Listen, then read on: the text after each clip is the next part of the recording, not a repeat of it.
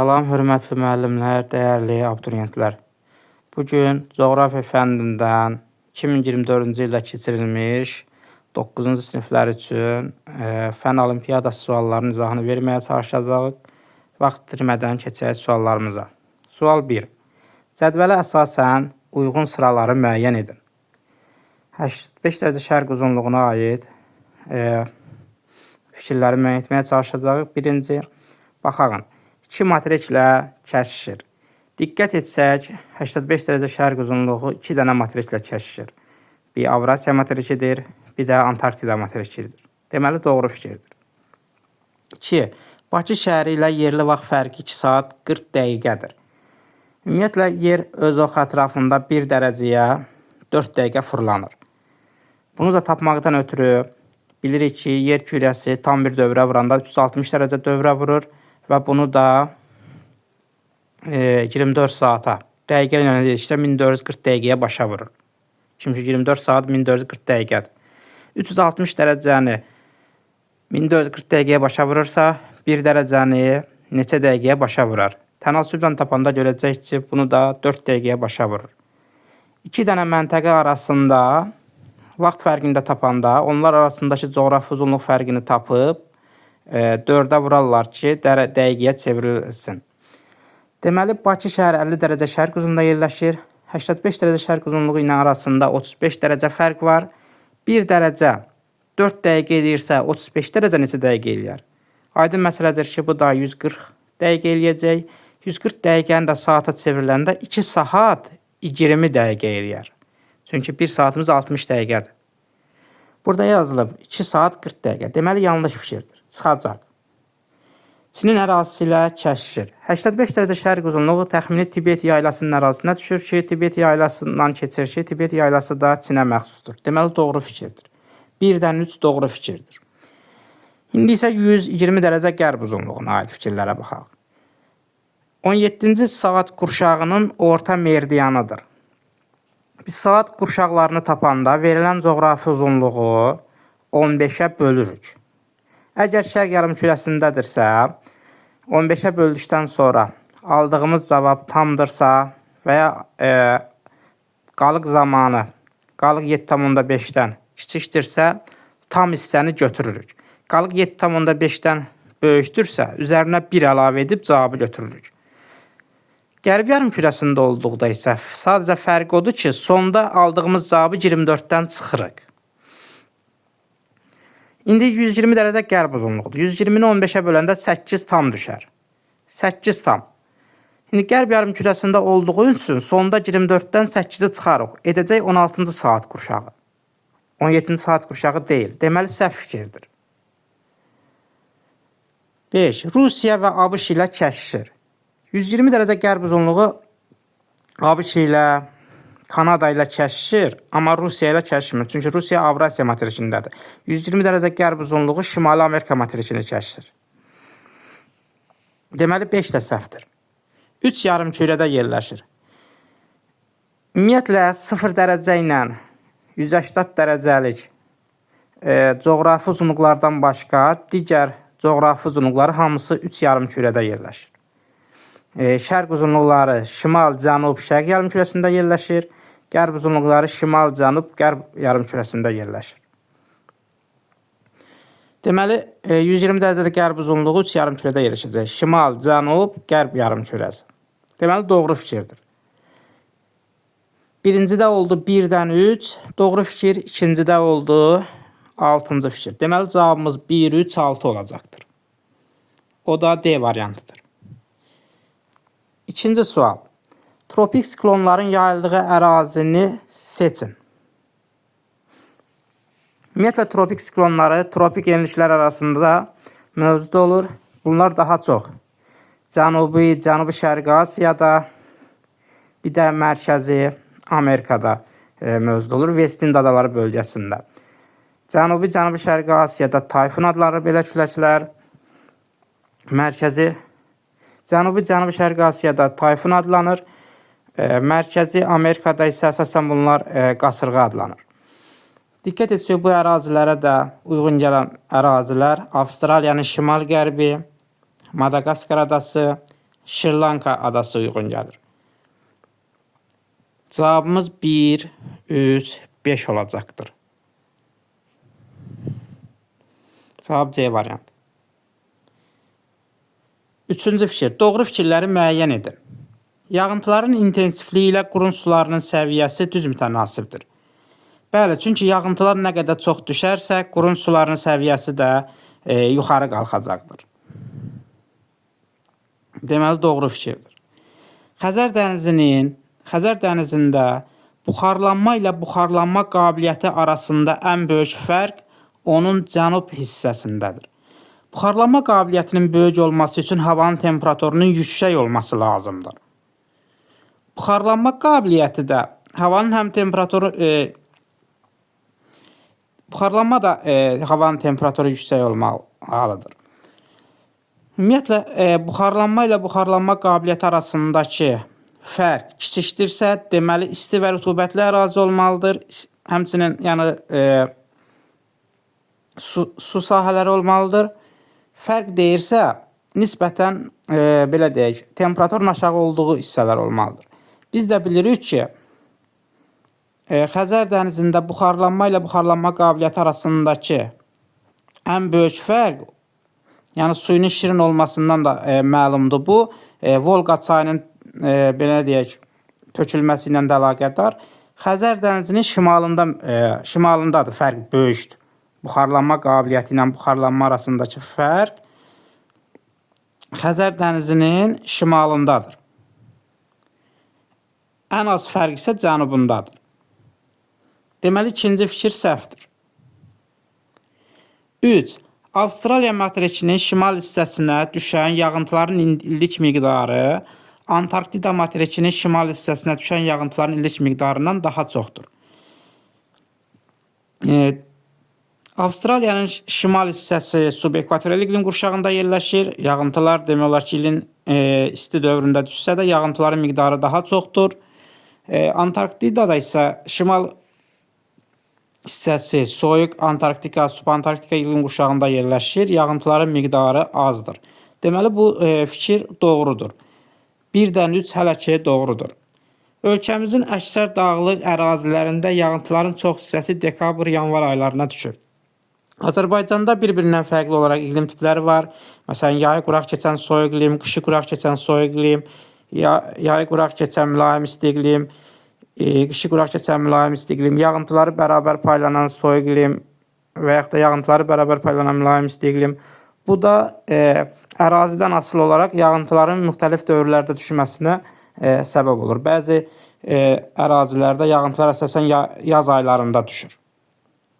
Ona görə də bu fikir səhvdir.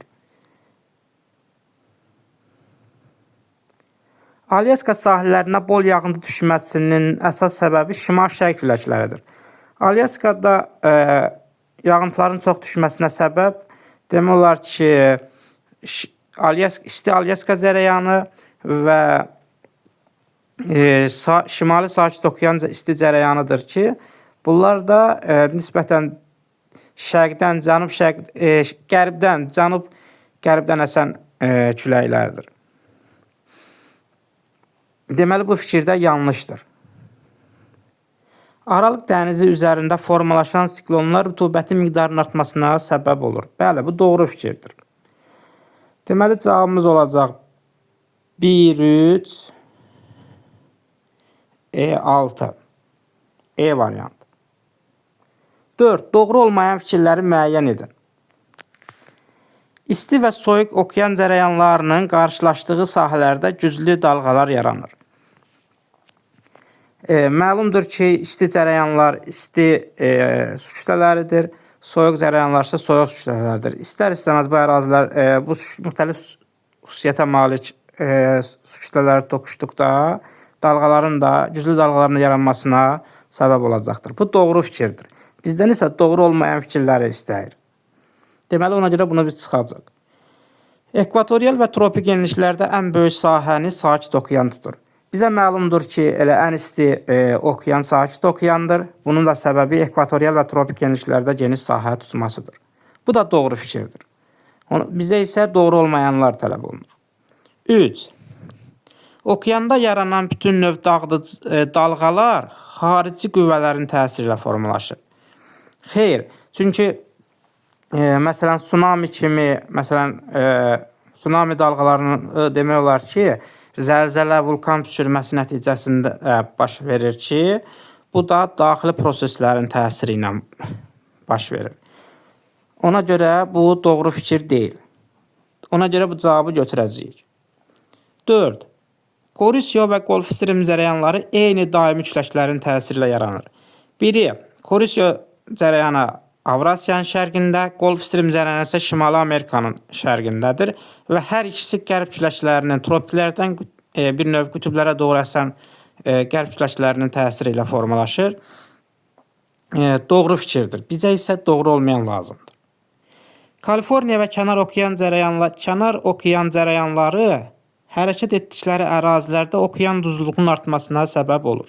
Kaliforniya Şimali Amerikanın cənub-qərbində, kənar cərəyanı isə Afrikanın şimal-qərbində. Soyuq cərəyanlardır. Biz bilirik ki, isti cərəyanlar duzluğu artırır, soyuq cərəyanlar isə duzluğu azaldır. Ona görə bunlar soyuq olduğu üçün duzluğu azaldar, artırmaz. Səhv fikirdir. Səhv olduğu üçün biz bunu götürəcəyik. 3-5. Sahil xəttlərinin mürəkkəb olması dəniz ticarəti üçün əlverişli şərait yaradır. Əksinə əlverişli şərait yaradır. Çünki sahil xəttləri mürəkkəb olduqda orada yarımadalar, körfəzlər, dənizlər çoxluq təşkil edəcəkdir və bu da dəniz limanlarının olmasına şərait yaradacaqdır. Dəniz limanlarının da olması dəniz ticarəti üçün əlverişli şərait yaradır. Deməli, bu fikir səhvdir. Burada əlverişsiz şərait yaradır deyir. Amma əlverişli şərait yaradır. Deməli, cavabımız 3, 5, 6 olacaqdır.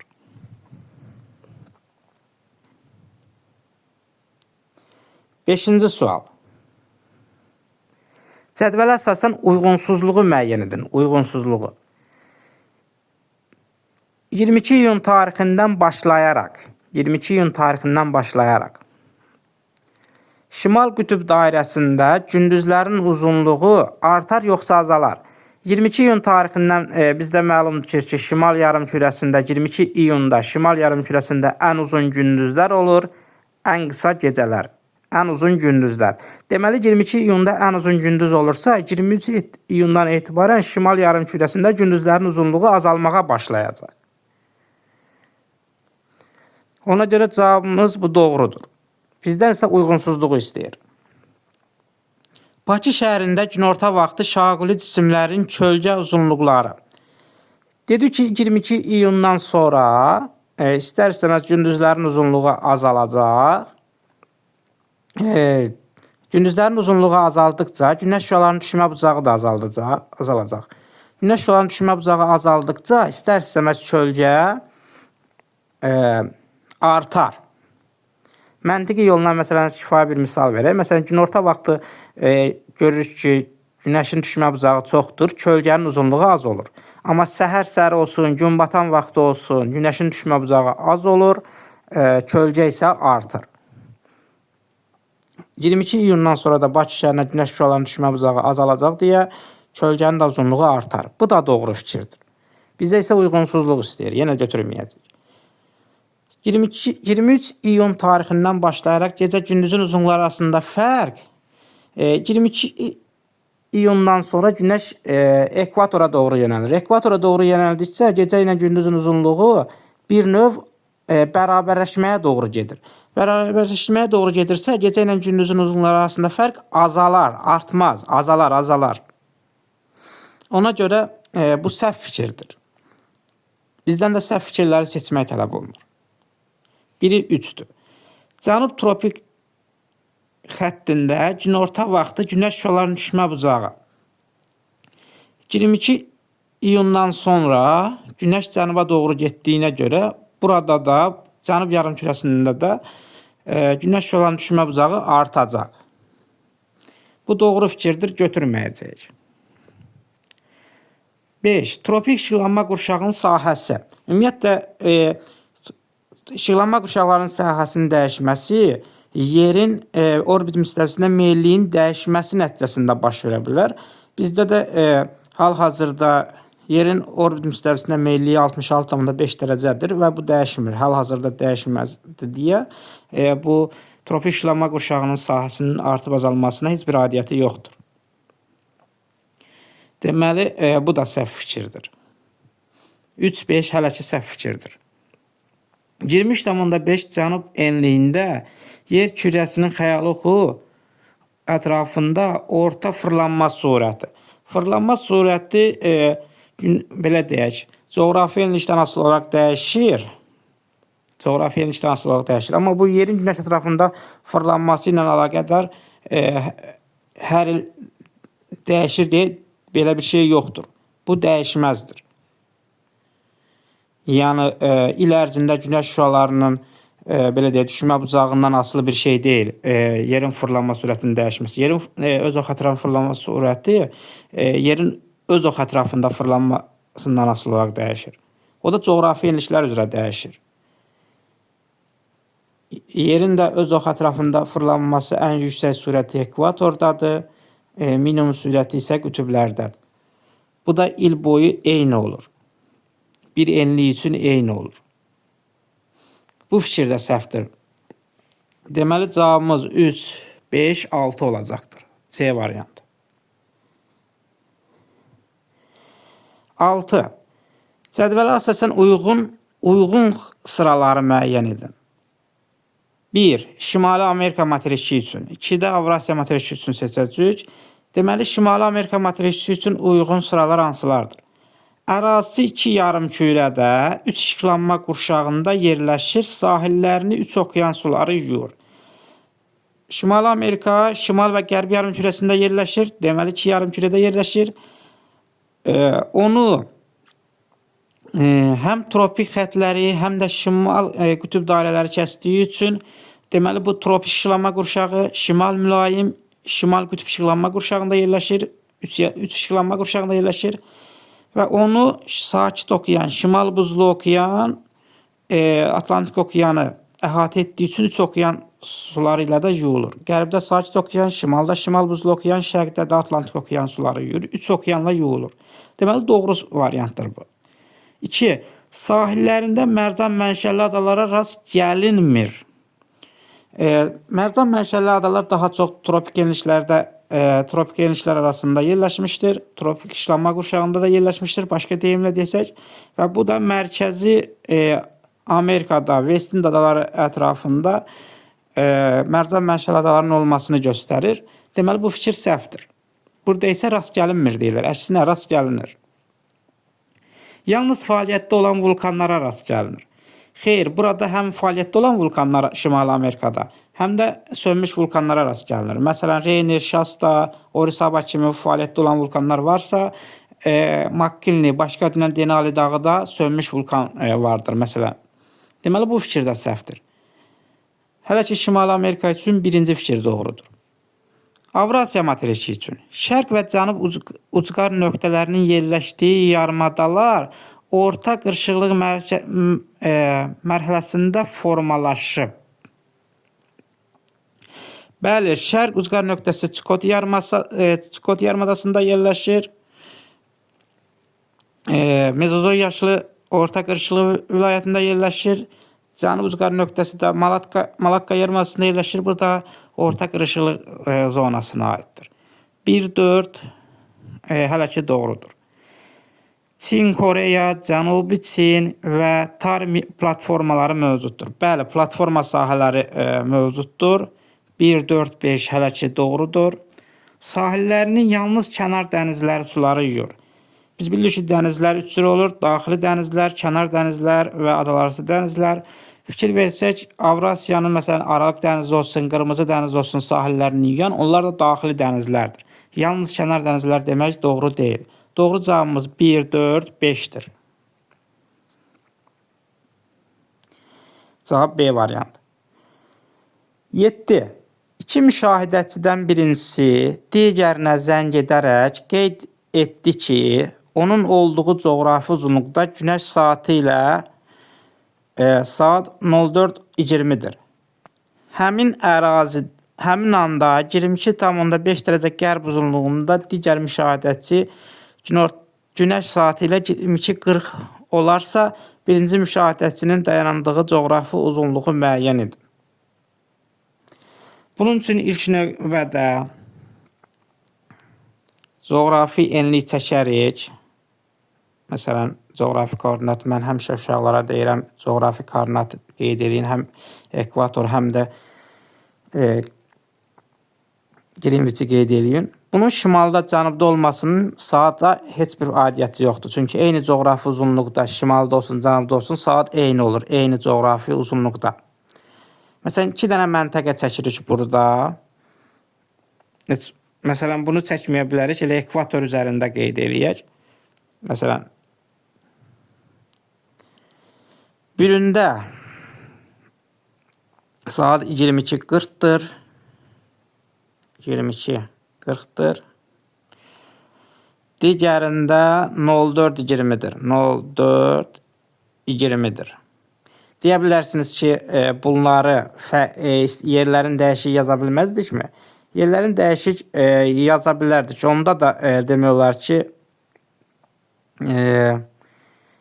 eyni vəziyyət alınacaq. Çünki vaxt fərqi ilə irəlidə deyirsə, 04:20 digərindən daha irəlidə olacaqdır. Çünki gün fərqi var burada. Həmin anda 23 həm də həmin an 23,5 dərəcə qərb uzunluğunda dediyi üçün məsələnin şərtində həmin anda 22,5 dərəcə qərb uzunluğu. Bunun deməli coğrafi uzunluğun verilib. 22,5 dərəcə qərb uzunluğu. 04:20'nin coğrafi uzunluğunu tapacaq. Baxın, bunlar arasında nə qədər coğrafi uzunluq, belə deyək, coğrafi uzunluq fərqini tapmaq üçün vaxt fərqini tapmalıyıq. Vaxt fərqini tapanda, deməli, 22:40'ın, deməli, gün fərqi var burada, tarix fərqi var. Şərqdəki məntəqə qərbdəkindən tarix, belə deyək, təqvim vaxtından bir gün irəlidədir. Məsələn, 22,5 dərəcədə 15 fevralsa, 04:20 olan məntəqədə 16 fevral bir gün fərq var. Birində 15 fevralsa, digərində 16 fevraldır. Birində 15 fevralsa, digərində 16 fevraldır. Belə. Bunlar arasında vaxt fərqini tapanda, bunun 24 olması üçün 1 saat 20 dəqiqə burada vaxt fərqi var. 1 saat 20 dəqiqə burada vaxt fərqi var. 4:20 də burada. 4:20. Cəmi bir yerdə edir. 1 saat 20, 4:20, 5 saat 40 dəqiqə. 5 saat 40 dəqiqə, bunlar arasında vaxt fərqi var. 5 saat 40 dəqiqədə edir 340 dəqiqə, onu da dərəcəyə çevirəndə 85 dərəcə vaxt fərqi eləyir. Çünki 1 dərəcəmiz 4 dəqiqədir. Neçə dərəcəmiz 340 dəqiqə eləyər? Onu da dərəcəyə çevirəndə 85 dərəcə fərq eləyir. Deməli, bu məntəqədən bu məntəqəyə qədər 85 dərəcə fərq eləyir. 85 dərəcə fərq eləyirsə, bunun 22,5 dərəcədir. Buradan burada nə qədər olmalıdır? 85 dərəcədən 22,5 dərəcəni çıxarıq. Qalacaq 62,5 dərəcə şərq uzunluğu. Deməli, həmin məntəqə 62,5 dərəcə şərq uzunluğunda yerləşir. Cavabımız olacaq 62,5 dərəcə şərq uzunluğu. Bu hissəni silək.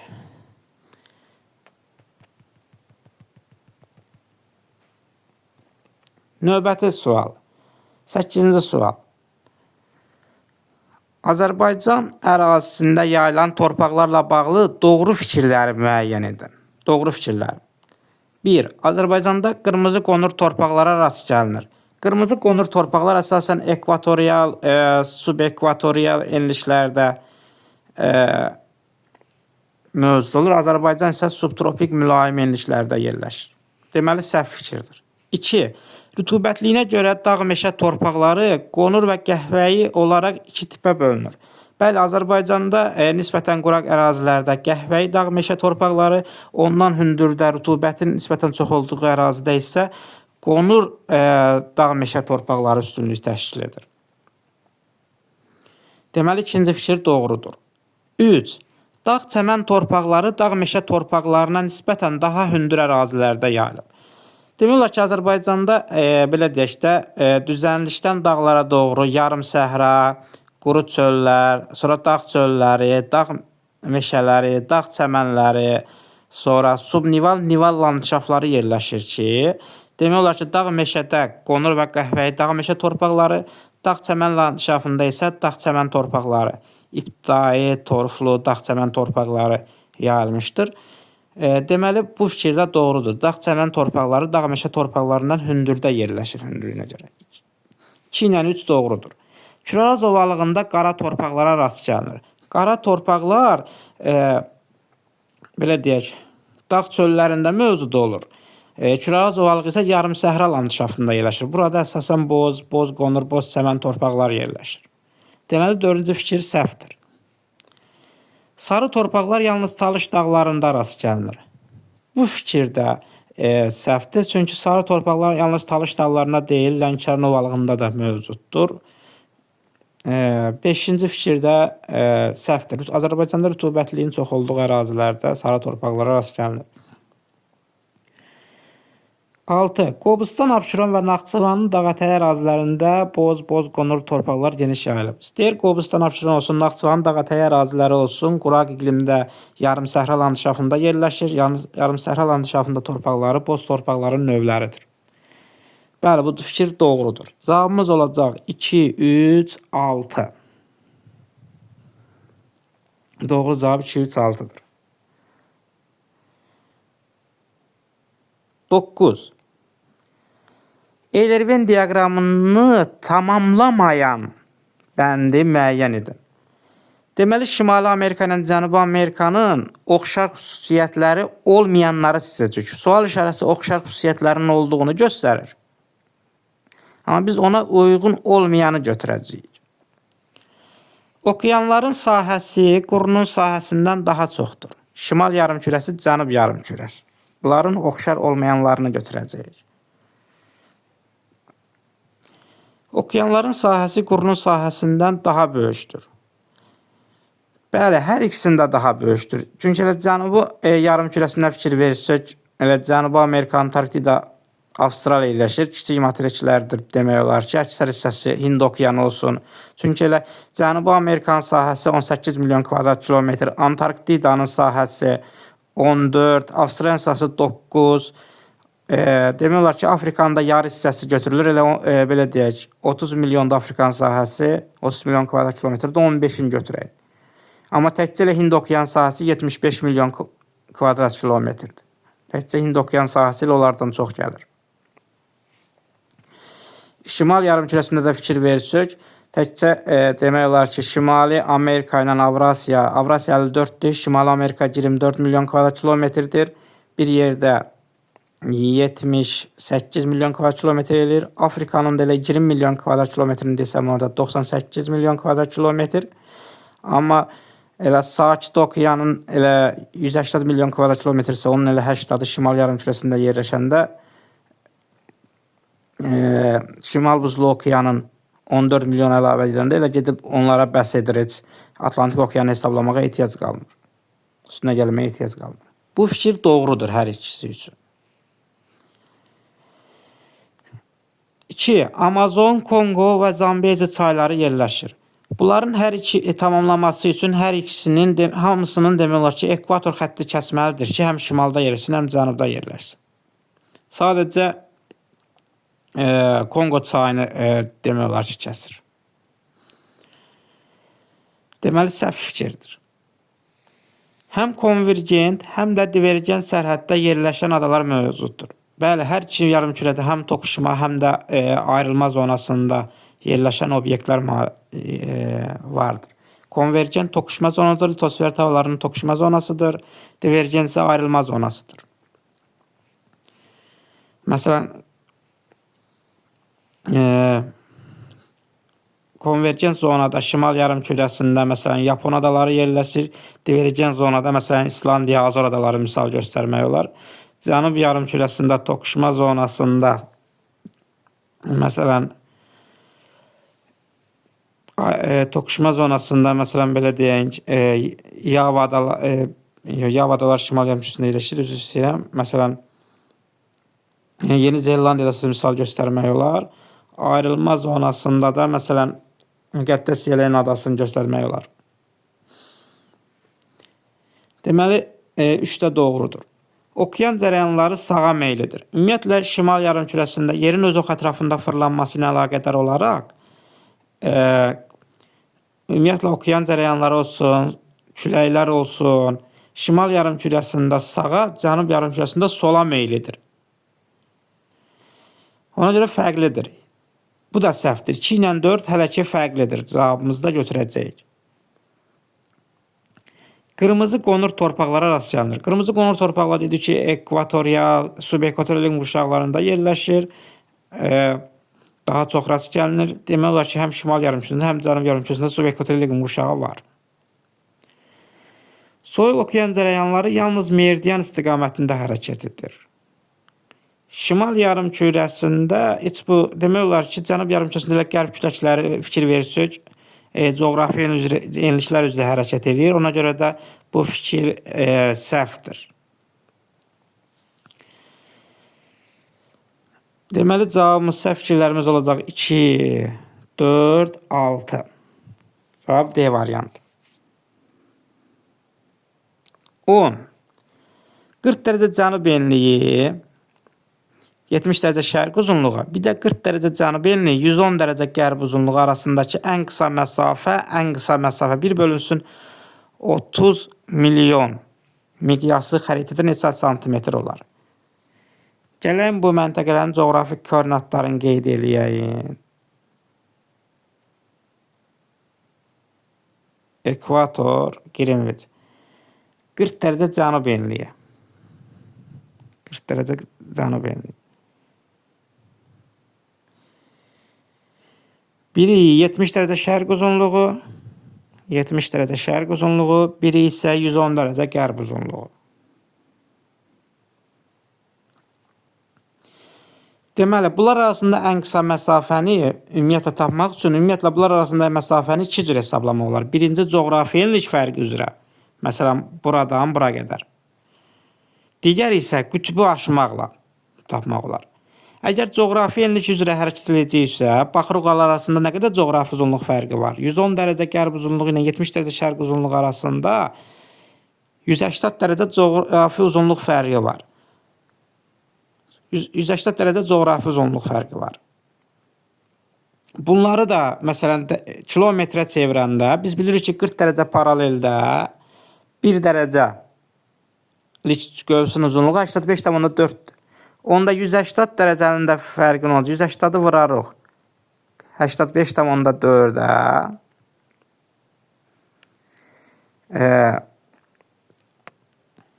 Onu da tapmaq üçün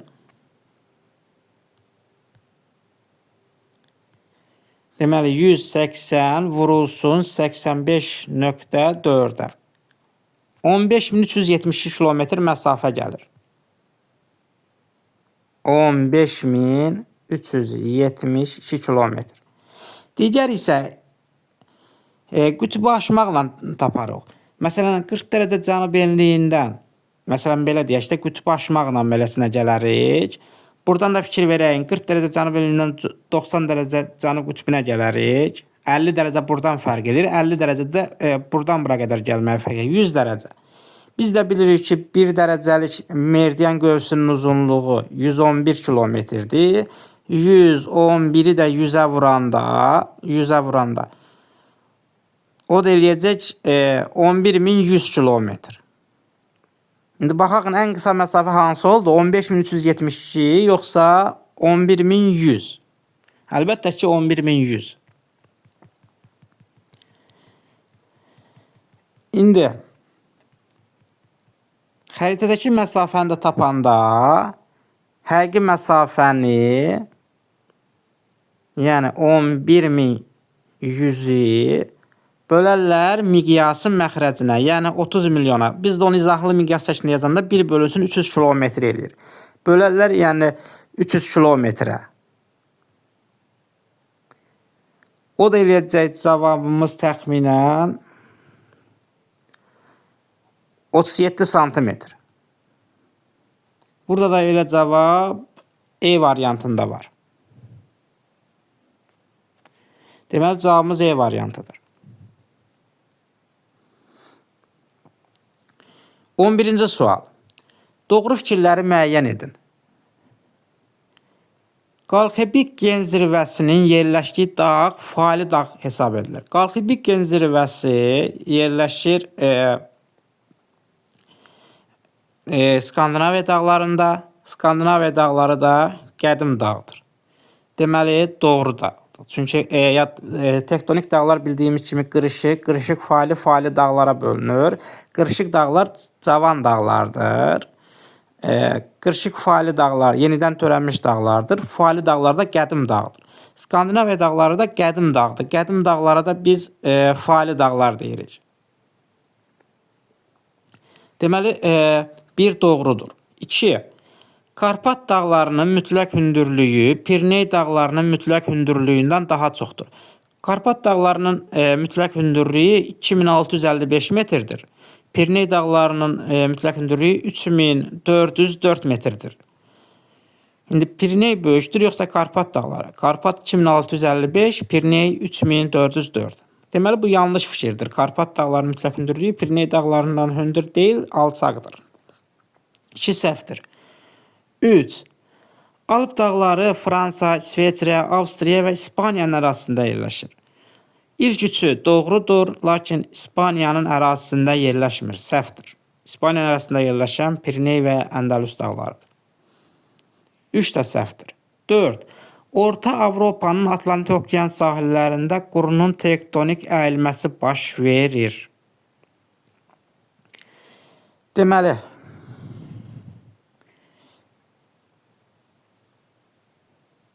bəli, Orta Avropanın Atlantik okean sahillərində bir növ düzənlik ərazilərdə qurunun tektonik əyilməsi baş verir. Deməli, 1, 4 hələ ki doğru cavablardır. Davam edirik. 5. Krım və Qafqaz dağları qırışıq dağlar hesab olunur. Krım və Qafqaz dağları bildiyimiz kimi Alp-Himalay qurşağında yerləşir, cavan dağlardır və qırışıq dağlar hesab olunur. 1, 4, 5 doğru cavablardır. 6. Konqur və zirvəsi və İsmail Somənəki piki eyni dağ sisteminə aiddir. Əslində eyni dağ sisteminə aiddir. Pamir dağlarınındır. Məsələn, İsmail Səməni piki 7495 metr. Bu Takistanda yerləşir ən yüksək zirvəsi. Pamir dağlarının ən yüksək zirvəsidir. Takistanda yerləşir. Konqur zirvəsi isə Sintiyan Uyğurda yerləşir. 7719 metrdir. Hər ikisi də Pamir dağlarının ən yüksək nöqtəsidir. Deməli, hər ikisi eyni dağ sisteminə aiddir olmalıdır. Cavabımız 1, 4, 5 olacaq. 12. Cədvələ əsasən uyğun sıraları müəyyən edin. Avstraliya materiki, Afrika materiki. Hər ikisinə aid olan xüsusiyyətləri seçəcəyik.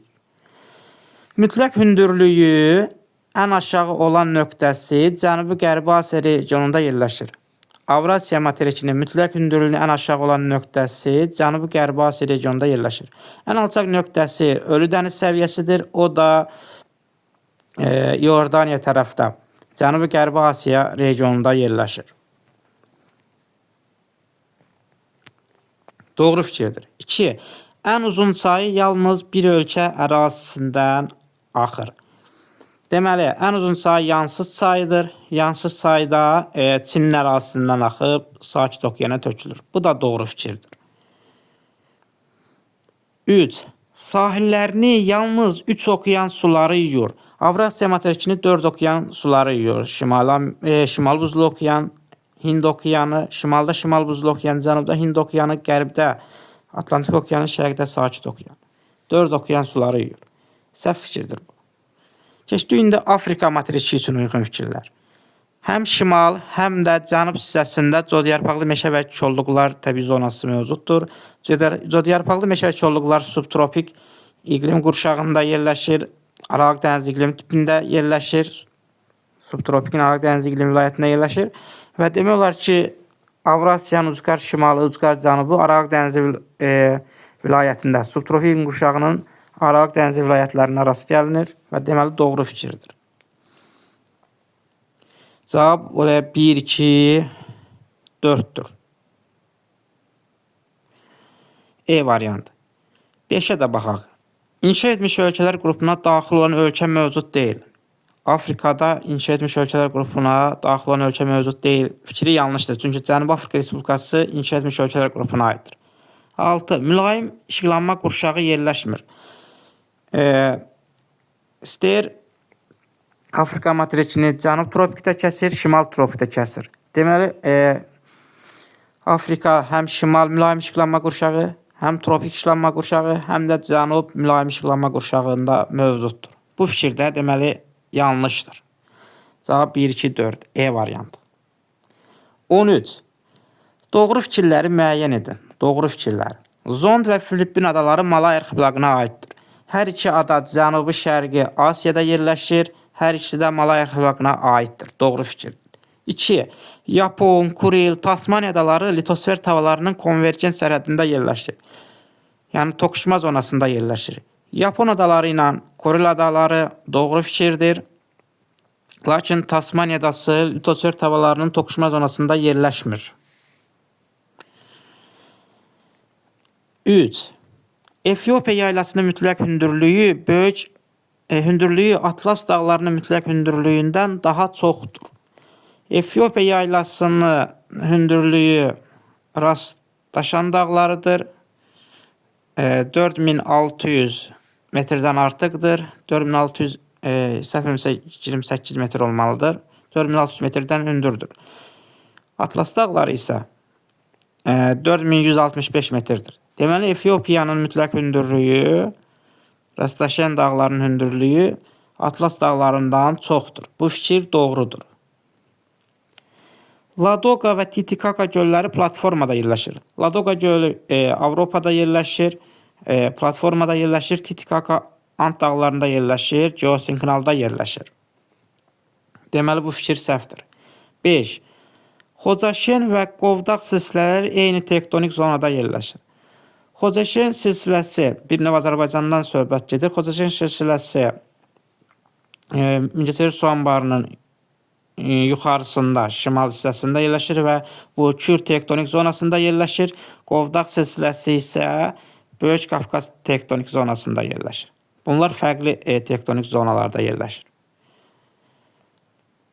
Bildiyiniz kimi Azərbaycanda 5 tektonik zona ayrılır. Ön Qafqaz çökməsi, Böyük Qafqaz tektonik qalxması, Kür çökəkliyi tektonik çökməsi, Kiçik Qafqaz tektonik qalxması və Orta Araz, Naxçıvan. Orta Araz, Naxçıvan bir dənədir, yəni bir dənə deməkdir.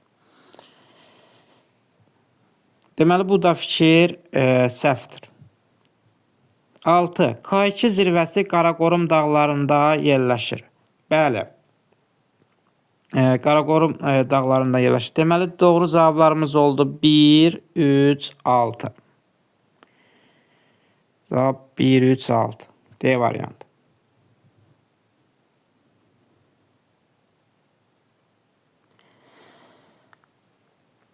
Cədvələ əsasən uyğunluğu müəyyən edin. Doğru, yanlış. Uyğunluğu deyirsə, doğrunun altında doğru, yanlışın altında yanlış istəyəcək. Amma uyğunsuzluq həmişə soruşanda yadda saxlayaq ki, doğrunun altında yanlışları götürəcək. Uyğunsuzluq deyəndə doğrunun altında yanlışlar, yanlışın altında doğrular götürəcək. Təkrar edirəm, əgər uyğunsuzluq deyirsə, doğrunun altında yanlışdır, yanlışın altında doğrular götürəcək. Amma uyğunluğa deyəndə isə, uyğunluq deyəndə, doğrunun altında doğru, yanlışın altında yanlış götürəcək. Bizdən burada uyğunluq soruşur. Deməli, doğrunun altında doğru, yanlışın altında yanlış götürəcəyik. Doğruya baxaraq, ölkəmizin 4 iqtisadi rayonu Ermənistanla həmsərhəddir. Ermənistanla həmsərhəd olan iqtisadi rayonlarımız Qazax Tovuzdur, Gəncə Daşkəsəndir, Şərqi Zəngəzurdur, bir də Naxçıvan iqtisadi rayonlarıdır. Deməli, 4 iqtisadi rayonla həmsərhəddir. Doğrudur. 2. Pakistan, İran və Türkiyə İslam Əməkdaşlıq Təşkilatına, yəni İqtisadi Əməkdaşlıq Təşkilatına üzvdür. Doğru fikirdir.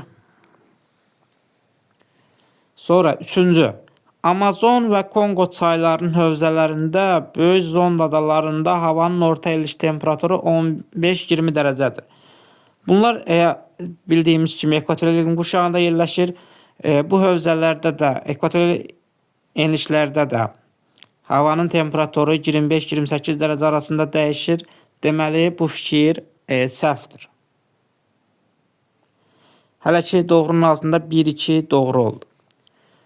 Yanlışın altındakilarına baxacaq. Yanlışı seçəcək. ABŞ, Kanada və İsraildə iqtisadi cəhətdən fəal əhalinin əksəriyyəti iqtisadiyyatın 3-cü sektorunda çalışır.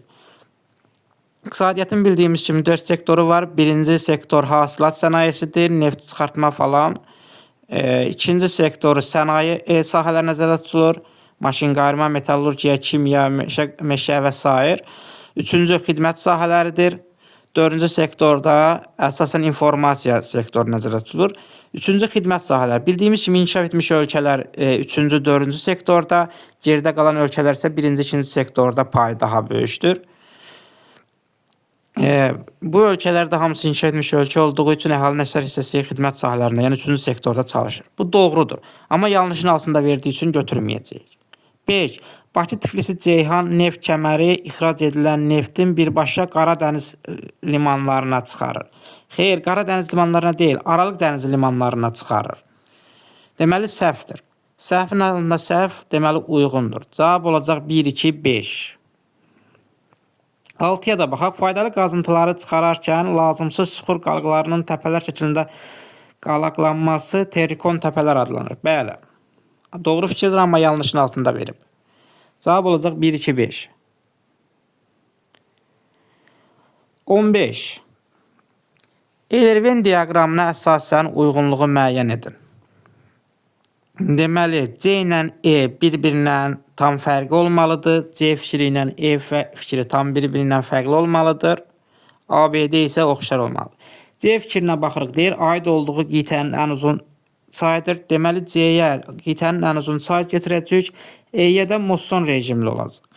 Deməli, biz C-yə elə bir sayı götürməliyik ki, qitənin ən uzun sayı olsun, amma Mosson rejimli çay olmasın. E-yə də elə Mosson rejimli çay götürəcəyik. Elə çay götürəcəyik ki, o qitənin ən uzun çayı olmasın. Tamam bir-birindən fərqli. Yəni, birinciyə götürəcəyik ən uzun çay olsun, Mosson rejimlanma olmasın. İkinciyə götürəcəyik Mosson rejimli olsun, amma qitənin ən uzun çayı olmasın. Buradan 1-ə 4-5 avtomatik çıxırıq. Çünki Mekong nə Asiyanın ən uzun çayıdır, nə də Colorado Şimali Amerikanın ən uzun çayıdır. Bunlar çıxır. 1-ə deməli 4-5 olmaz. Heç cavablarda da 4-5 yoxdur. 1-ə. Deməli, 1-ə məsələn baxırıq. 1 götürə bilərik. 2 götürə bilərik. 3 götürə bilərik. Buradan 1 götürə bilmərik. Çünki yansız sayı. Belə deyək. Mosson rejimli çaydır. Çünki Çinin ərazisindən axır Mosson rejimli çaydır. Qitənin ən uzun çayı olsa da Mosson rejimli çaydır. Ona görə götürə bilmərik. Deməli, avtomatik burada 1-ə 1 olanlar çıxdı. Məsələn, E variantda avtomatik çıxdı. Çünki Colorado çayı Mosson rejimli çay deyil. Şimali Amerikada Mosson rejimli çay deyil. Ona görə də E variantı avtomatik çıxdı. Yəni 2-yə də 5 götürə bilmərik. Çünki istəyir 2-yə 5-i də götürə bilmərik. 2-yə 2-ni də götürə bilmərik. Çünki Nil çayı da Mosson rejimli çay deyil. Hətta Volqanı da götürə bilmərik. Çünki Mosson rejimli çay deyil. 2-yə Colorado'nu götürə bilmərik. Qalır 1-dən 4. Biri də ona görə götürə bilmərik ki, 2-yə. Çünki qitənin ən uzun çayıdır. Asiyanın da ən uzun çayıdır. Deməli, 2-yə ancaq bir dənə variant qalır. 4 qalır. Deməli, 2-yə 4 olanda 1-ə 2, 2-yə 4 olanda B variantıdır. Təzədən yenə də bunu qeyd edirəm. Deməli, biz 1 elə götürməliyik ki, qitənin ən uzun sayı olsun, amma Mosson rejimli olmasın. 2-yə də elə götürməliyik ki, Mosson rejimli olsun, amma qitənin ən uzun sayı olmasın. Deməli, 1-ə burada qeyd edilənlərdən qitələrin ən uzun sayları, yəni məsələn, yansızdan nildir. Baxırıq 1-ə 1, 1-ə 2. Yansız götürənməli, çünki Mosson rejimlidir, 1-ə 2 qalır. 2-yə də deməli, Colorado çayı Mosson rejimli olmalıdır. Colorado, Nil, Volga, Mosson rejimli çaylar deyil çıxır. Qalır Mekongdan yansız. Yansız da götürə bilmirik, çünki qitənin ən uzun sayıdır. Asiyanın ən uzun sayıdır. 5800 kilometrdir. Bu da çıxır. Qalır sadəcə Mekong. Cənubi-Şərqi Asiyada. 1-ə 2, 2-yə 4. Cavab B variantı. 16. 22 dekabr tarixində günorta vaxtı kölgənin uzunluğunun minimum olduğu yarımkürədə 22 dekabr tarixində günorta vaxtı kölgənin uzunluğunun minimum olduğu yarımkürədə yerləşən A ölkəsi 2 böyük adadan ibarətdir və bu adaları Cook boğazı ayırır. Bu ölkə həm mülayim, həm də subtropik iqlim qurşağında yerləşir. Artıq mətndə verilmiş A ölkəsi ilə bağlı cədvəldəki uyğunsuzluğu müəyyən edin. Uyğunsuzluq deyir. Avtomatik Cook boğazı deyən kimi, 2 böyük adadan deyən kimi Yeni Zelandiya adası yadımıza düşür. Çünki Şimal adası Cənub adasından ibarətdir. Onlar da Cook boğazı ayırır. 22 dekabrında da kölgənin minimum olması üçün günəş şüalarının daha böyük buzaq altında düşməsi lazımdır. Günəş nə qədər böyük buzaq altında düşərsə, kölgənin uzunluğu az olar. Məsələn, bayaqlar nümunə verdim günorta vaxtı tarixini. 22 dekabrda deməli günəş cənub yarımkürəsində zəngdədir.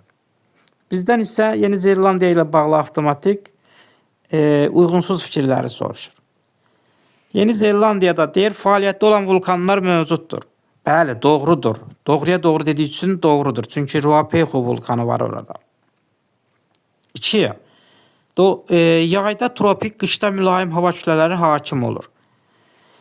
Subtropik qurşağında yerləşdiyi üçün yayda mülayim, üzr istəyirəm, subtropik qurşağında yerləşdiyi üçün yayda tropik, qışda mülayim hava kütlələri hakim olur. Doğru fikirdir. Doğruya da yanlış dediyi üçün bu deməli uyğunsuzluqdur. Uyğunsuzluq yaranıb. Deməli uyğunsuz variantın biri budur. 3. İnşa etmiş ölkələr qrupuna daxildir. Bəli, Yeni Zelandiya, Avstraliya inşa etmiş ölkələr qrupuna daxildir. Doğruya doğru dediyi üçün doğrudur, uyğundur burada. 4. Çayları iki okeanın su toplayıcı hövzəsinə aiddir. Yeni Zelandiya Sakit Okeanda yerləşir. Sakit Okeanda yerləşdiyi üçün çayları bir okean hövzəsinə aiddir. Bu da uyğunsuzluq yaranıb. Üzr istəyirəm. Yanlışa yanlış dediyi üçün doğrudur, uyğundur. Yanlışa yanlış dediyi üçün uyğundur. Bizə isə uyğunsuzluq soruşur. Ərazisinin 90% ovalıqlardan ibarətdir. Ərazisinin 90% ovalıq. Xeyr, demək olar ki, dağlıq ərazilər orada çoxdur. Dağlıq ərazilər səhv fikirdir. Səhvə doğru dediyi üçün bu uyğunsuzluq yaranıb.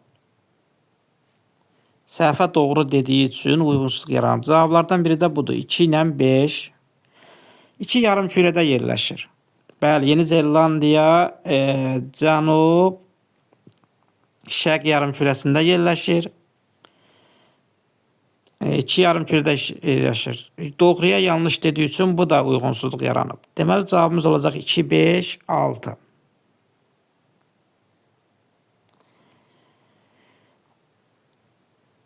17. Cədvələ əsasən uyğunluğu müəyyən edin. Yəni uyğunluğu doğruya doğru, yanlışa yanlış. Doğru fikrə doğru, yanlış fikrə yanlış seçəcəyik. Böyük yeddilik ölkələrindən yalnız biri dövlət idarə etməsinə görə monarxiyadır. Böyük yeddilik ölkələri hansılardır? ABŞ, Kanada, Almaniya, Fransa, İngiltərə, İtaliya, Yaponiya. Bunlardan İngiltərə ilə Yaponiyanın idarə etmə forması monarxiyadır. Birinin deyil, ikisinin monarxiyadır. Deməli, bu fikir səhvdir. 2. Texnoloji cəhətdən bir-biri ilə qarşılıqlı əlaqədə olan istehsal sahələrinin və proseslərinin bir müəssisədə birləşməsi kombinləşmə adlanır. Doğrudur. Yadınızdadırsa, bizdə 3 dənə əsas iqtisadiyyat formaları, istehsal formaları mövcud idi. Təmərküzləşmə, kooperativləşmə, kombinləşmə. Təmərküzləşmə o idi ki, təsərrüfatın iri müəssisələrdə cəmləşməsi, kooperativləşmə o idi ki, belə deyək, bir məhsulun istehsalında iştirak edən müəssisələr arası əlaqə.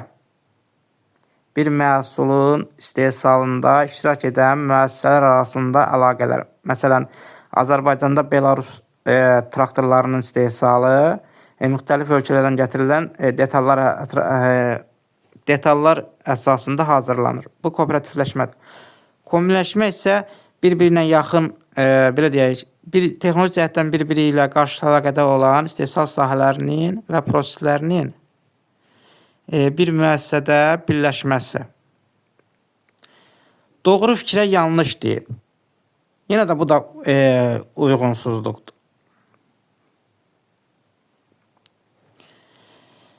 Deməli, 1-dən 2 çıxdı.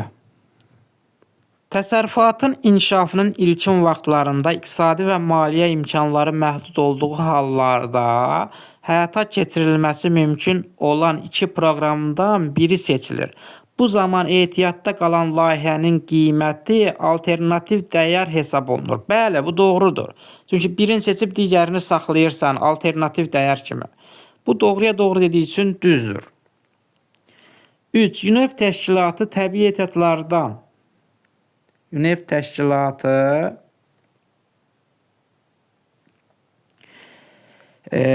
təbii ehtiyatlardan səmərəli istifadə və ətraf mühitin qorunması üçün yaradılmışdır.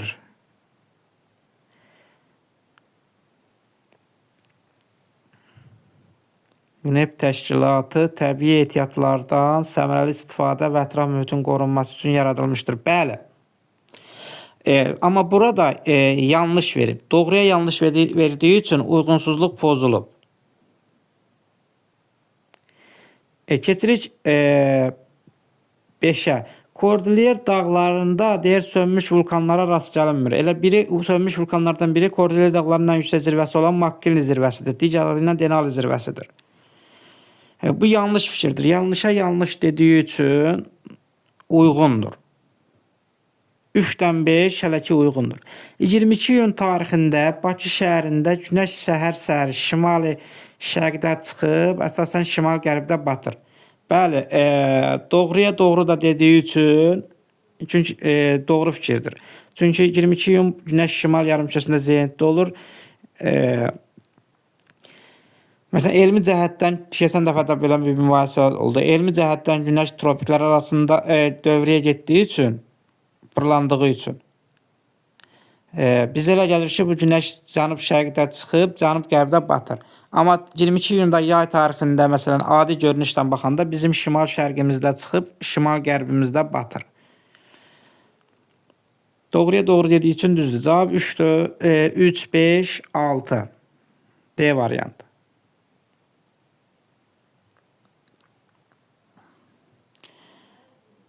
18. Sxemə əsasən cədvəldəki uyğunsuzluğu müəyyən edir. Nəzərə alın ki, H məntəqəsində havanın temperaturu 15 dərəcədir. Y və H məntəqələri arasındakı atmosfer təzyiq fərqi 120 mm-dir. 8-ci sinifdə bunu izah etdik ki, təzədən yenə də izah edəyim. Deməli, H məntəqəsində havanın temperaturu 15 dərəcədir. Sonra Y məntəqəsi ilə H məntəqə arasında atmosfer təzyiqi 120 mm-dir. Civəstondur. İlk öncə baxaq bunları hündürlüyünə görə müqayisə edəyin. T ilə H məntəqəsi bir-birini əhatə etməyən horizontal olduğu üçün T ilə H məntəqəsinin deməli hündürlükləri eynidir. T ilə bərabərdir H məntəqəsinə. Onlar da kiçikdir Y məntəqəsindən.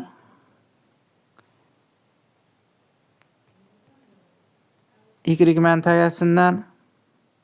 Onlar da kiçikdir X məntəqəsindən, o da kiçikdir Z məntəqəsindən. İndi H məntəqəsində temperatur 15 dərəcədir. YH məntəqəsində YH məntəqəsi arasında 120 mm fərq varsa, gəlin bunu belə deyək, hündürlük fərqinə də çevirək.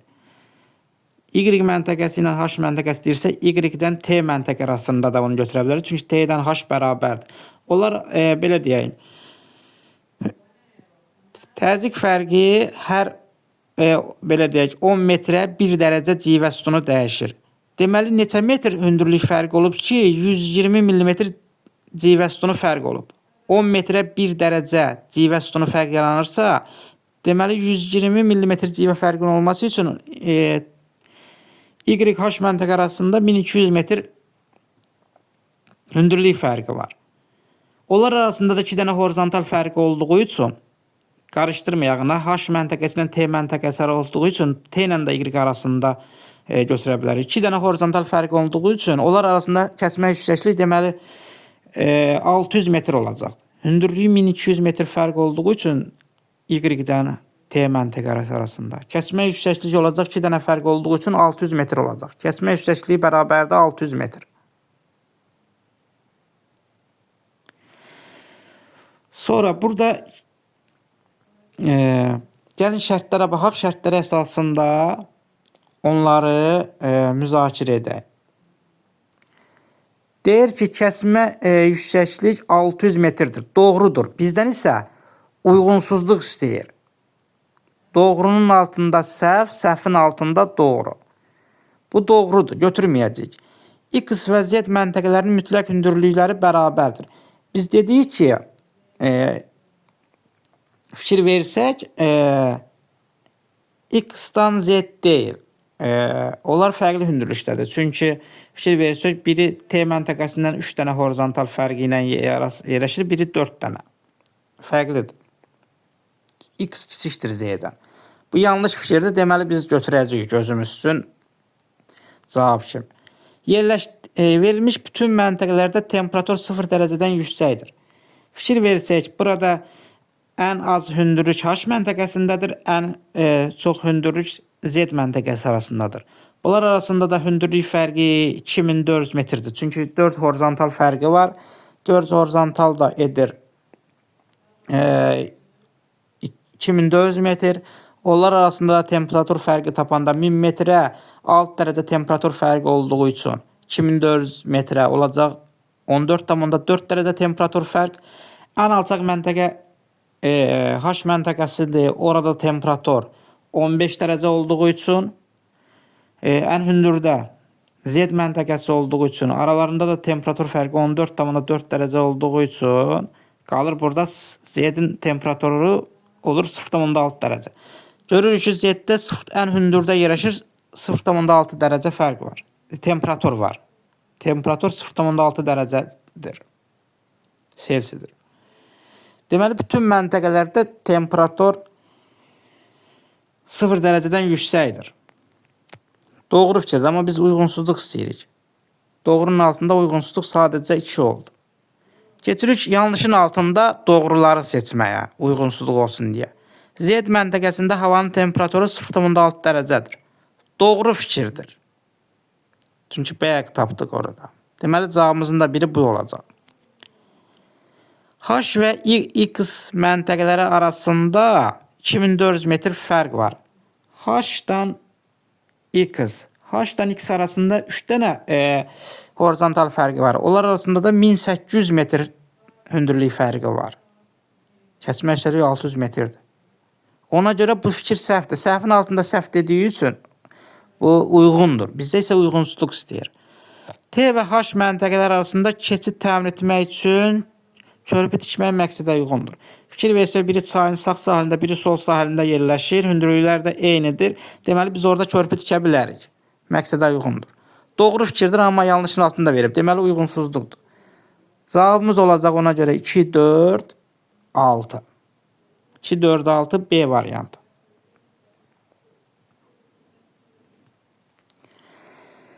19. Sxemə əsasən doğru fikirləri müəyyən edin. Sxemə əsasən doğru fikirləri müəyyən edin. A variantı. 4-cü məntəqəyə şimal-şərq küləşləri il boyu hakim olur. 4-cü məntəqə. Şimal-şərq küləşləri il boyu hakim olur. 4-cü məntəqə 10 dərəcə cənub enliyində yerləşir. 10 dərəcə cənub enliyi də demək olar ki, cənub tropiki ilə ekvator arasında yerləşir. Cənub tropikindən də biz bilirik ki, ekvatora passat küləşləri əsir. Passat küləşləri də cənub yarımkürəsində olduğu üçün, küləşlər sola meyl etdiyi üçün, deməli, cənub-şərqdən şimal-qərbə doğru əsir küləklər. Deməli, biz bilirik ki, tropiklərdən ekvatora doğru əsən küləklər var. Çünki tropiklər yüksək təzyiqdir. Ekvatorial enişlər alçaq təzyiqdir. Külək də yüksək təzyiq sahəsindən alçaq təzyiq sahəsinə doğru əsir. Cənub yarımkürəsində küləklər sola meyl edir, şimal yarımkürəsində sağa meyl edir. Fikir versək, burada da 4-cü məntəqədə passat küləşləri hakim olur. Cənub tropikindən ekvatora doğru əsir. Bu da cənub-şərq küləşləridir. Şimal-şərq küləşləri deyil. Deməli, səhv fikirdir. Səhv fikirdir. 2. B variantı daha doğrusu. 1-ci və 2-ci məntəqələr eyni saat qurşağında yerləşir. Bunlar eyni, 1-ci, 2-ci məntəqələr eyni coğrafi enişdədir. Eyni coğrafi enişdə günəş şüalarının düşmə bucağı eyni olur. Saat qurşaqları eyni olmur. Saat qurşaqları eyni coğrafi uzunluqda yerləşən məntəqələrdə eyni olur. Məsələn, 3-dən 4-də, üzr istəyirəm, 2 ilə 4-də. Eyni coğrafi uzunluqlarda olanda eyni saat qurşağında yerləşir. Eyni enlikdə yox. Eyni enlikdə yerləşirsə günəşin düşmə bucağı eyni olar. Ona görə bu fikir səhvdir. 3. C variantı daha doğrusu. 3-cü məntəqə materikin ən bol su çayının stoplayıcı hövzəsinə uyğun gəlir. 3-cü məntəqəyə fikir verək. 3-cü məntəqə ekvator üzərindədir, 20 dərəcə şərq uzunluğunda yerləşir. Bu da təxmini bizdə Afrikaya uyğun gəlir, Afrikanın ekvator xəttinə. Burada da Kongo çayının Kongo çayı hövzəsinə uyğun gəlir. Kongo çayı da Afrikanın ən bol sulu çayıdır. Bu fikir deməli doğrudur. Deməli cavabımız elə C variantı olacaq. Digərlərinə təhlil edək. Yer kürəsinin orta fırlanma sürəti 1-ci məntəqədə 4-cü məntəqəkindən daha çoxdur. Bizdə də yer kürəsinin orta fırlanma sürəti ekvatordan qütblərə doğru azalır. Deməli, ən yüksək ekvatorda olur, ekvatordan qütblərə doğru azalır. Fikir versək, 1-ci məntəqə 20 dərəcə şimal enliyində yerləşir. 4-cü məntəqə isə 10 dərəcə cənub enliyində yerləşir. Fikir versək, ekvatora daha yaxın olan 4-cü məntəqədir. 4-cü məntəqədə 1-cidəkindən sürət daha çoxdur. Başqa deyimlə desək, 1-cidəki 4-cü məntəqədən sürəti azdır. Amma burada daha çox verir. Buna görə səhvdir. Günəş şüalarının günorta vaxtı minimum düşmə bucağının ən böyük olduğu məntəqə 2-ci məntəqədir. Bizdə günəş şüalarının günorta vaxtı minimum düşmə bucağının ən böyük olduğu məntəqə ekvator üzərində olur. O da 3-cü məntəqədir. Minimum günəş şüalarının düşmə bucağı ən böyük qiymət alır ekvatorda. Çünki demək olar ki, günəş şimal-cənub tropikləri arasında gedir. Onların da tam ortasında ekvator yerləşir. 3-cü məntəqə olar. Ona görə bu da fikir səhvdir. Doğru cavabımız C variantı.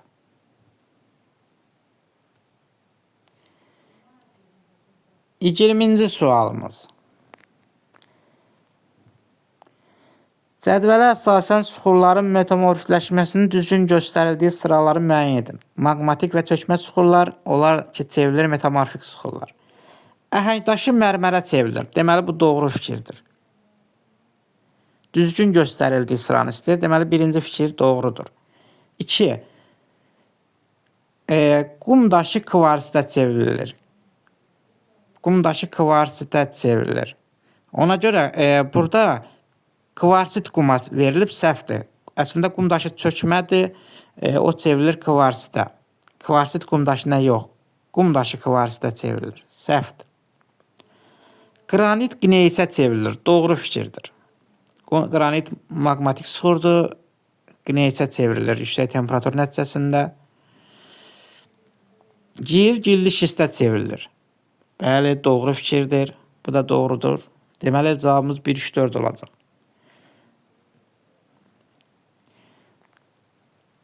Qum daşı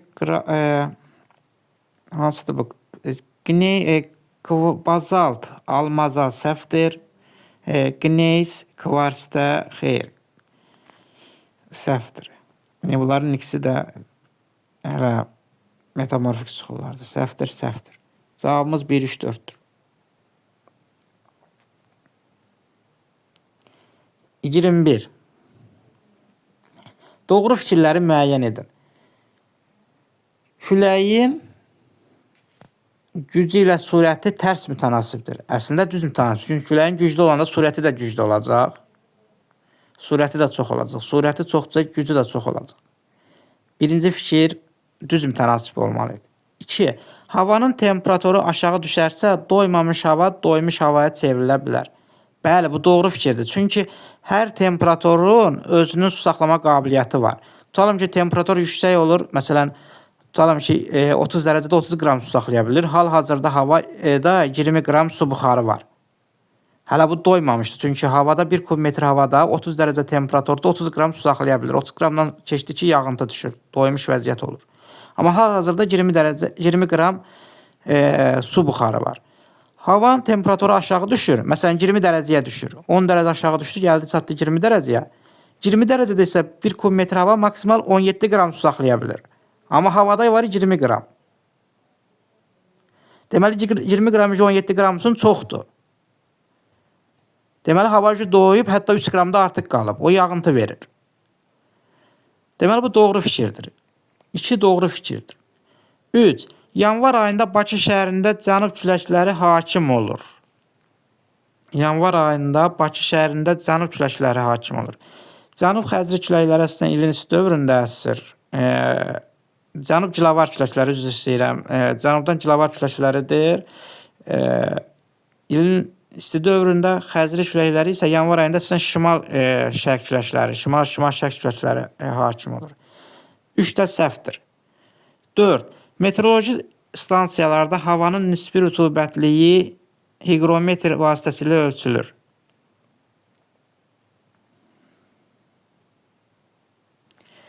Bəli, doğrudur. Deməli, meteoroloji stansiyalarda havanın nisbi rütubətliyi higrometr vasitəsilə ölçülür. Deməli, 2 ilə 4 doğru fikirdir. 2 ilə 4 doğru fikirdir. 5. İqlim xəritələrində eyni temperatura malik olan nöqtələri birləşdirən əyri xətlərə izobarlar deyilir. Xeyr, izotermlər deyilir. Eyni temperatura malik nöqtələri birləşdirən izotermlərdir. İzobarlar eyni təzyiqə malik olan nöqtələri birləşdirən xətlərdir. Ona görə çıxdı. Arktik və Antarktika səhralarında vahələrə rast gəlinir. Bəli, bu da məsələn deyə bilərsiniz ki, vahələr bir növ belə deyək, əlverişsiz iqlim şəraitinin mövcud olduğu ərazilərdə nisbətən əlverişli olan nöqtələrdir. Səhralarda, məsələn, quraq ərazilərdə suyun olduğu yerdir. Burada da şaxtanın, səhraların olduğu yerdir. Nisbətən insan yaşaması üçün uyğun olan ərazilərdir. Deməli, doğrudur. Cavab olacaq 2, 4, 6. A variantı. 22. Sxemlərdə fərqli meridianlar, lakin eyni paralel üzərində yerləşən məntəqələr üçün eyni anda günəşin üfüqdə vəziyyətləri əks edilmişdir. 20 dərəcə şərq uzunluğunda yerləşən məntəqədə səhər saat 8:00 olarsa, məntəqələrin hansı ilə arasındakı temperatur fərqi daha böyük olar? havanın temperaturuna təsir edən digər amillərin nəzərə alınmaması şərti ilə. Təsəvvür edin, bu məntəqələr hamısı eyni coğrafi enişlərdədir, amma coğrafi uzunluqları müxtəlifdir. Və 20 dərəcə şərq uzunluğunda səhər səhəridir. Biz də bilirik ki, sutka ərzində ən alçaq temperatur səhər səhəri gün çıxmazdan 5-10 dəqiqə əvvəldir.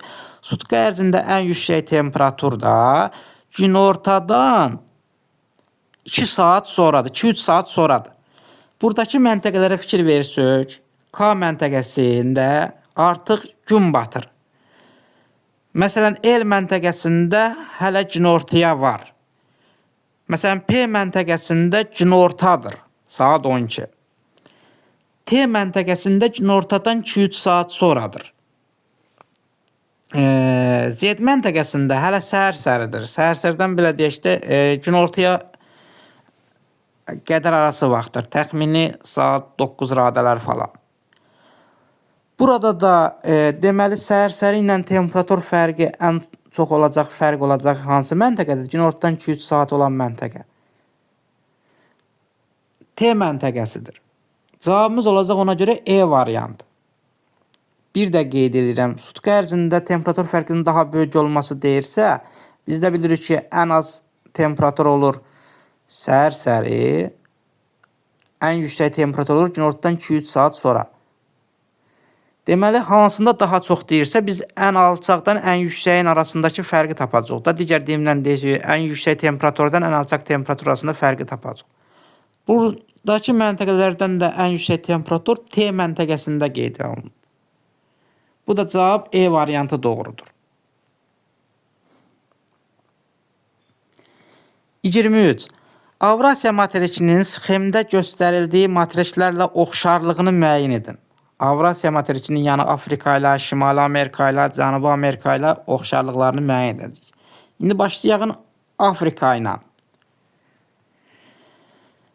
Ən uzun çayının orta və aşağı axarı şimal və şərq yarımkürəsində yerləşir.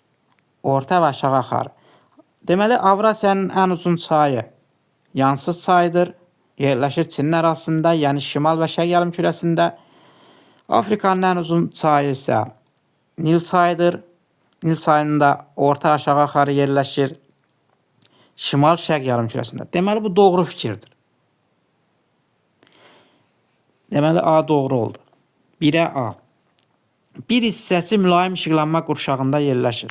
Avrasiyanın da bir hissəsi mülayim işıqlanma qurşağı yerləşir, yəni şimal tropikdən şimal qütb dairəsi arasında. Afrikanın da bir hissəsi, yəni ucqar şimalı, həm də ucqar cənubu demək olar ki, mülayim işıqlanma qurşağında yerləşir. Bu da doğru fikirdir. 21 mart günəş zenitdə olur. 21 mart günəş Afrikada zenitdə olur, çünki ekvator xətti kəsir. 21 mart günəş ekvatorda zenitdə olur. Ekvator Afrikanı kəsir. Amma Avrasiyanı ekvator xətti kəsmir. Çünki Avrasiyanın ən ucqar cənub nöqtəsi Pi burnudur. O da 1 dərəcə şimal enliyində yerləşir. Deməli, bu fikir sadəcə Afrikaya aiddir, çıxdı. İndi Şimali Amerika ilə oxşar cəhətinə baxaq. Avrasiya ilə Şimali Amerika ilə. Ekvatorial iqlim qurşağına rast gəlinir. Fikir versək, dedik ki, Şimali Amerikada ümumiyyətlə ekvatorial iqlim qurşağından başqa bütün iqlim qurşaqlarında yerləşir, heç rast gəlinmir. Deməli, minusdur. B. Tropik iqlim qurşağı tam zolaq əmələ təşkil edir. Biz bilirik ki, Himalay dağları bir növ Himalay dağlarının olması tropik iqlim qurşağının qarşısını kəsir və Avrasiyada tropik iqlim qurşağı tam zolaq əmələ gətirmir. Çıxdı. C. Qarışıq dağlara rast gəlinir. Qarışıq dağlar dedik, cavan dağlardır. Həm Avrasiyada, həm Şimali Amerikada qırışıq dağlar, daha doğrusu qırışıq dağlar, cavan dağlar mövcuddur. Məsələn, Şimali Amerikada elə sahil silsiləsi olsun, Avrasiyada isə Alp Himalay qurşağında yerləşən dağların hamısı Apennin, Piriney dağları, sonra Alp dağları, Krım, Qafqaz və s. Deməli, bu oxşardır. 1-ə AB, 2-yə C. Avrasiyanın Cənubi Amerika ilə oxşar cəhəti. Həm fəaliyyətdə olan vulkan, həm də sönmüş vulkanlara rast gəlinir. Bəli, çünki məsələn Avrasiyada fəaliyyətdə olan vulkan, Etna vulkanı, məsələn sönmüş vulkan kimi, məsələn Elbrus dağlarını misal göstərmək olar. Məsələn, dedik ki, Avrasiyada fəaliyyətdə olan vulkan kimi Etna vulkanı, Vezuvi vulkanı, sönmüş vulkan kimi Elbrus vulkanını misal çəkmək olar.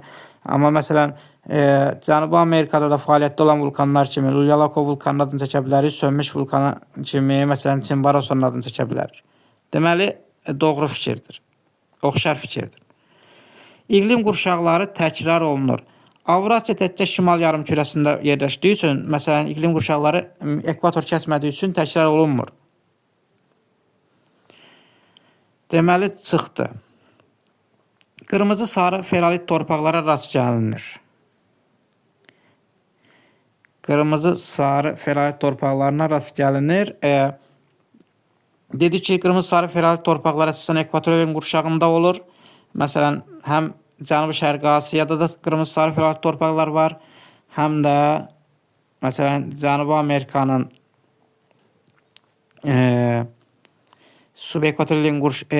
ekvatorial qurşağında qırmızı sarı torpaqlara rast gəlinir. Deməli, 1-ə AB, 2-yə C, 3-ə də AC. Cavab E variantı. 24. Lənkəran Astara İqtisadi rayonunun xarici ölkə ilə həmsərhəd olmayan inzibati rayonlarını müəyyən edin. Lənkəran Astara belə deyək, İqtisadi rayonuna aiddir. Cəllabad, Masallı, Lənkəran, Astara, Lerik, Yardım rayonları. Bunlardan Cəllabadın, məsələn, Lerikin, Yardımlının, Astaranın İranla sərhəddi var. Sadəcə Lənkəranla Masallının sərhəddi yoxdur xarici ölkə ilə. Cavab 1-4. A variantı. 5. 25 daha doğrusu. Azərbaycanda həm Böyük Qafqaz, həm də Kiçik Qafqaz dağlarında mövcud olan faydalı qazıntıların şərti şərəsini müəyyən edin. Bunlardan da hamımıza ən bariz nümunəsi polimetal filiz yataqlarıdır. Məsələn, biri Balakəndə Filizçay, Katextay, Mademçay, Mazımçay. Məsələn, digəri isə məsələn Kəlbəcərdə polimetal filiz yataqlarının olmasıdır. Mehmana məsələn yatağının olmasıdır. İndiki məsələn Ağdərədə deyilir. Bu da polimetal filiz yatağının da aydın məsələdir. B variantı uyğun gəlir. Deməli, bugünlük bu qədər. Faydalı oldumsa, nə xoş mənə. Növbəti videolarda görüşənədək.